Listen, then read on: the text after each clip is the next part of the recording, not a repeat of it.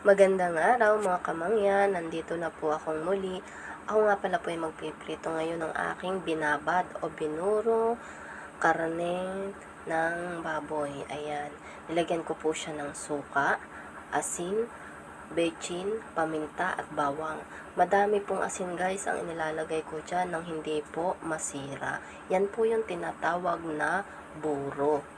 At ayan, magpiprito na nga po pala ako habang ako'y nagpapainit po ng kawali.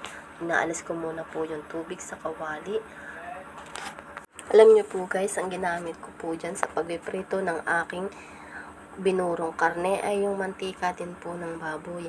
Yan po yung nakuha dun sa pinaglutuan na karne ng baboy nung nag-birthday pa po yung aking anak.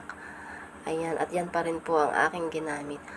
Konti lang po pala ang aking ilalagay diyang mantika dahil nagmamantika naman po yung taba ng baboy.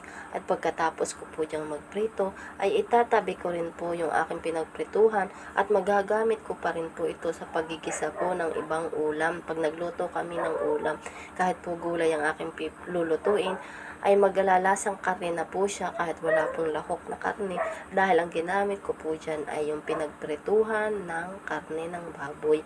At ayan guys, pinaiinit ko lang po yung aking mantika bago po ilagay yung karne nang hindi po dumikit guys yung karne ng baboy.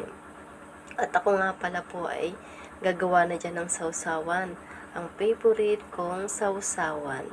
Nilagyan ko po siya ng toyo, kalamansi, tapos nagayat po ako ng sibuyas at sili. Ayun guys, naluto na yung aking pritong karne ng baboy at kakain na po kami.